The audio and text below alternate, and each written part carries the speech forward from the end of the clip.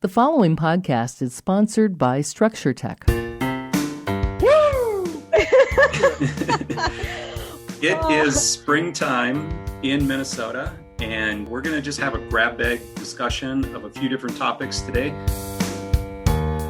Welcome, everybody. You're listening to Structure Talk, a Structure Tech presentation. My name is Bill Ulrich, alongside Tessa Murray and Reuben Saltzman. As always, your three-legged stool coming to you from the Northland. Boom. Reuben's making all kinds of hand gestures, and nobody can see anything that he's doing. So, welcome to today's episode.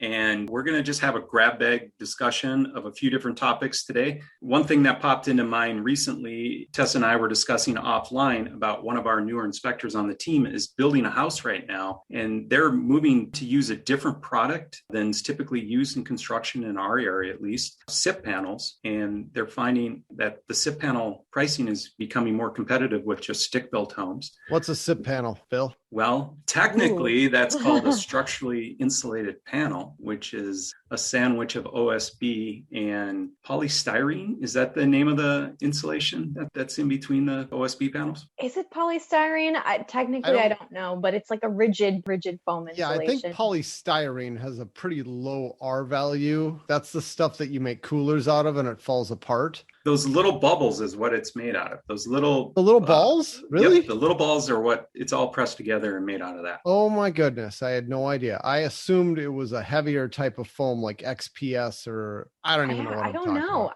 We would need to do some more research. At any rate, one of our inspectors has decided to use this material as their exterior walls. So just to give you a little background, in the past, this was a product that somebody who was looking to build a passive house might use. And Tessa, can you explain what a passive house, if anybody is wondering what that means? I'll give it my best shot. And there's other people that are going to be way more qualified to speak to this than I am. But passive house is like a standard that the Germans developed, passive house, which is like a house that is so energy efficient that it's very airtight, very well insulated, triple pane windows, that the cost of utilities is nothing. And a lot of times these houses will actually create more energy than they use, and you can sell that energy back to the grid. So there's a lot of really intense standards if you're going to build technically a passive house to meet those standards and to use someone who's like certified in that process to help design and build a house like that. So you're using less energy, way less energy than a normal design, because you're just that really much more energy efficient. Mm-hmm. And do you know anything about the certification when it comes to getting a passive certification? Where do you go to get that? Like the energy? That's a good question, Bill. I don't know. There are a few architects in the Twin Cities area that I think do have that passive house certification. But I mean, it's a pretty rigorous process to have a house that is certified passive house. And I wish I could speak more to like what those steps were to get that certification, but I don't know. Well, no problem. We're not full of answers today. We're more full of questions. And sometimes that leads to better conversation because God knows I don't have the answers to anything. Okay. So Eric dives into the SIP conversation and he's putting up these walls now. Are they actually in the construction process? I don't think so. But he was just saying how the cost of materials, specifically like 2x6s and everything, has gone up so much that he had looked at building like a double wall type house to get it super insulated. But the cost of doing that with lumber now would be more expensive than just using SIP panels to build the walls. It's insane what lumber prices are at. I was at the store buying 2x4s the other day, and in my mind, a 2x4 costs about $2, right in there, maybe $1.96, maybe $2.25, somewhere in the $2 range. I just looked it up today, so I got somewhat accurate numbers for this podcast, so I'm not just making something up. Listed online on homedepot.com, $7.98 for a 2x4, an 8-foot 2x4, you guys. Wow. Insane. That's crazy. Yes. Everybody who's listened to any of the podcasts, they know I'm in the middle of a building project up north. We're doing a cabin on a lake way up north, and we're beginning the actual stages of building, right? So the contractor called me this week and he wanted to come out, bring out the excavator and pull back some dirt because there's a bedrock base that we're going to be building on a hill. So it's like a 45-degree hill. I'm using round numbers here. It's on a hill. And then they're going to have to cope the forms into the, use wood and cope along the jaggedy bedrock and try to make flat surfaces pour concrete. So kind of a fun little project. Anyway, he gave me the number to the lumberyard where he sources his material from. And I wanted to call the lumberyard and just get some idea about the types of windows we were looking at, what kind of samples they had in there, which led to a discussion about timing on some of these products. Because to my surprise, he said, if we ordered trusses tomorrow or yesterday, I was on the phone with him yesterday, not tomorrow. If we ordered the trusses when I made the phone call, he said mid-July. And that's from the era of this podcast, that's a solid 3 months. Wow. Into the future, right? And I was like, wow. He said, windows are 10 weeks out. He said pine boards, because I mentioned to him that we were going to finish the inside with pine boards. And he just kind of laughed. He said, yeah, well, pine boards are insane right now. I started asking myself, why is this so? I mean, there's still trees, there's still activity, there's a lot going on out there. So I did a little research, started peeling back the layers of this onion. And like all good things, it's never clear and simple. We can't just paint with a broad brush that a pandemic has caused these materials to spike, because they were well on their way to getting expensive in 2018. But Reuben, did you have any idea that there was a tariff on lumber, soft lumber coming in from Canada? No idea, Bill. You didn't. What's a tariff? Okay. So apparently back in 2018, the U.S. put a tariff on softwood from Canada at 20%. That's been running since 2018, but now it just got turned down to half of that. So they backed it off by 50%, I think 9% tariff now. So that wasn't helping the situation. Is that where the United States gets most of its like soft lumber, like Douglas fir and pine and everything from? Is it from Canada?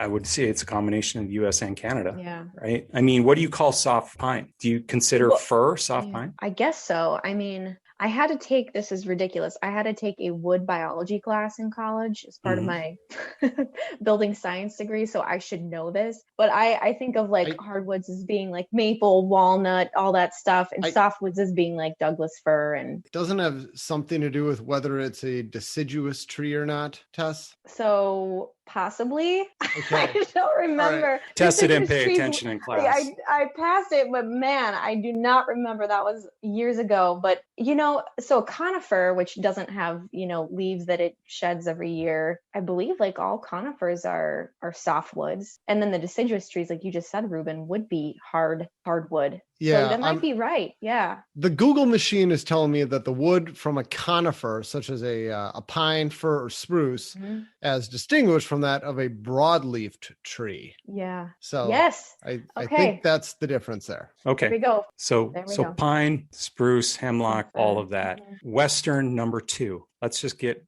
Do you remember that, Reuben, back in your lumber days when you had number 2 SPF? Of course. Yeah. Spruce, pine, fir. I think that's the material that we're talking about here. Yeah. So okay. It's way high. There's capacity issues at mills. There's logistics issues getting the material here. There's tariffs issues. There's all kinds of problems in the system. But when I asked the guy at the lumberyard, he was like, well, do you just try to wait this out? Good luck. It could be years that we're dealing with this. And I just feel like you bite the bullet and, thank my lucky stars. It's a small building. It's not a large building. So whatever these increases are, we can absorb it. Man, Bill, you're making me feel guilty. I got to replace the guardrails on my deck, or guards, as I should more technically call them. I got to replace those because they're severely rotted. I think we already talked about this in a past podcast. And I was thinking about putting it off just because materials are so expensive right now. But now here you are saying, well, I'm not even going to put off building my cabin. And here I am being a cheapskate. Like maybe I'm going to put off my guards.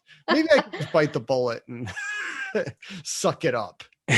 You shouldn't wait, Reuben. Safety first. You're right. It's degrees of expensiveness. And if we were putting up a 6,000 square foot thing that needed to be finished with tongue and groove all on the inside, I would absolutely be tabling this. But we're like sub 1,000 square feet. So not a big building. And when you're near the international border, I figured a smaller building would just be more energy efficient anyway. And you're only there for a short amount of time. So does this push back your timeline then, Bill, for construction with all the weight on materials? I don't think it pushes back the timeline. It just slows the whole entire process down. And the move-in date's certainly going to be different. And probably the condition of the inside when we actually move in would be different as well. I mean, we might end up being happy with insulation in the walls and poly up in a nice tight building while we, for some value out there, if there were tongue and groove. Like I want to use reclaimed material. And so maybe we can reclaim material is not inexpensive either, but maybe it's more on par with what this new material is costing. Yeah. Did I ever tell you we've actually got our bathrooms and our kitchen, everything, all of our appliances are all there. And we've reclaimed everything that we're putting in there. 100-year-old cast iron bathtubs. No. Where are you storing all that stuff? Well, there's a variety of buildings on this property. Half of them are barely up. And any lean I can find that keeps the weather off of these products, I just put these products underneath like one of the sheds. So you've been collecting like cast iron bathtubs that are 100 years old and stuff like throughout the years? Yeah, my friend Charlie and I last fall made a great adventure to pick up first I went and got a cast iron tub west of town, grabbed my nephew, and the two of us went out there and threw it in my truck. That was no joke. Then my friend Charlie and I decided, well, I found one in western Wisconsin. So we left the Twin Cities one morning and went over somewhere near Spooner, Wisconsin, and then grabbed the bathtub and then drove up to the falls, International Falls, to deposit this in the garage.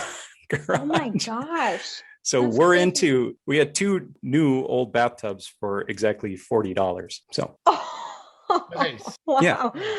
Were those Craigslist finds? Yeah, there's always somebody giving something away. And my wife tracked down some wonderful old enameled sinks that you would see like in an old, possibly bathroom in a school or maybe a locker room, that these little 18-inch sinks. So we're using those where they have a hot and a cold. There's no blend in it. You just each one. So those are going to be what the bathroom fixtures are. Really old school, but what the heck? Things are expensive. And you're doing this on purpose? You want that, Bill? Absolutely. I hate the idea of that. There's no comfort in the water. You either stick your hand under a scalding hot spout or a cold spout. And that with modern plumbing, we can fix that. So that's what we're going to do. Tell me how. I need to know. Now we're back to home inspections. So I like this. What do you tell people who have a clawfoot bathtub in their beautiful old 100-year-old house that has separate hots and colds? Well, maybe we're talking about two different things, Bill, because you have plenty of two-handle faucets that you can even buy today. There's a hot handle and a cold handle. That exists today. That's fine. I got no beef with those. What I'm envisioning is where you've got two spouts. You've got a hot water spout and a cold water spout. Is that what you're describing? Yeah, but what if we put one of those fancy little tempering devices on the water heater, way back at the water heater? So if I turn on hot, the hottest it's ever going to deliver is like 120 degrees. I'm assuming it's already only going to come out at 120 degrees. And I don't like that. That's not too comfortable. Hot? I mean, maybe on a bathtub where you just fill it and you're done, maybe it's not that big of a deal, I guess. Yeah, the bathtub's going to have a single spout, just so you know. Okay, so I'm thinking of hand washing. Yes. Like if you want to wash your hands with warm water, the only way I can think of doing that is to stopper the sink and fill the sink up with some hot and some cold water, and then stick your hands in there like your hands are taking a bath. That's the only way I can picture this happening, Bill. So, okay, well, and that's what I tell people buying these. I'm like, wonderful. I'm glad you like this, but just be aware this is your limitation unless you decide you're going to replace your faucet someday. I mean, I don't tell them to do anything. I just let them know this is what you're getting. Yeah, no, that's what we're getting. We're getting hot water on one side. But you're doing it on purpose. That's correct. Okay. That's correct. All right. I'm not going to get over this, Bill. Well, then you'll just have to wash your hands in the kitchen sink if you come up to the cabin. I don't know what to tell you. Does Jody know this is what you're doing? This is her idea. This is not my idea. This is her idea. Has she suffered through only having a hot option or a cold option in a sink before? Yes, she's suffered many a night with far greater limitations than this. Okay. She's just happy that there's hot water up there. And I get that. A cabin with hot water is a luxury. Yeah, it's going to be awesome, man. I'm still going to have to talk to her about this. Yeah. I don't feel like you've explained this adequately, Bill. Oh, I've told you what we have and you understand it. So I think okay. All right. but what we have done is we've reclaimed and we're keeping something out of the landfill. So it's kind of cool. It's my little up nod to trying to do something good here. Well, I'm going to see what it looks like when you guys are done. I want to see pictures. Yeah, well, you can visit if you want. And the thing is, I don't intend to spend a lot of time inside this building anyway, because there's a lake right there that goes on for a long way. So I plan to devote more time to other activities and laying my head down on a pillow somewhere inside. It's great. Are you going to go ice fishing in the winter? Are you going to go up there to do ice fishing? Absolutely. Okay. Yes. All right. Yes. Sweet. It's 4 seasons of fun. Yes. Awesome. Love it. Even if spring is 3 days and fall is 2 days. So have you gotten a new ice fishing tent? No, we haven't ever talked about that. I had a very unfortunate occurrence. I live in the sustainable urban core, and people who know that there sometimes is a little extra theft. There's crime in the city that doesn't always happen farthest from the tallest buildings. And unfortunately, somebody took my ice fishing tent, my clam hub, out of the back of my truck when I was at the grocery store one day. And I walked out with broad daylight, right? In broad daylight, yes. Broad daylight. Took it out of the back of his truck while he's at a grocery store. Stole terrible. His ice fishing tent. Yeah. That's such a Minnesota story. Oh, that's kicking a person when they're down, right? That was a nice tent too, Bill. That was a really nice tent. Describe what that tent was like, because we got to use it this winter on a leadership retreat we did. Yeah, so it pops up. It's like a 5 or 6 sided thing that pops out. You know, it's 8 feet tall and I think 9 feet across. There was a good amount of space inside. You could fish 4 or 5 people in there pretty comfortably once you had the heaters going. And real thick side walls. I mean, you could sleep in that and be plenty warm. But I don't know. It turned out to be somebody's rent check, I think. I'm sure they took this right to a pawn shop, got whatever, 100, 150, $200 for it. And they probably put that money to I'm hoping they put it towards rent. That makes me feel better. I hope it wasn't drugs or alcohol or whatever it might be. Did the grocery store parking lot have security camera footage they could get? Yeah, we talked about it. There was actually a police officer in the grocery store when this happened. So until this happened, I would have told you never in the history of the world has someone stolen an ice fishing tent out of a grocery store parking lot. No, but it did happen. It happened. Wow. I'm living proof. I actually have the note from St. Paul Police right here with my incident number on it. They said they would call if they found it. Oh, they haven't called yet. No. Oh. It's long gone. So such are the breaks. Yeah. Anyway, you've been listening to Structure Talk, a Structure Tech presentation. My name is Bill Ulrich alongside Tessa Murray and Reuben Saltzman. As always, thanks for listening, and we'll catch you next time. For more information on how we can provide you with the right information about your home before you buy or sell, contact us at structuretech1.com.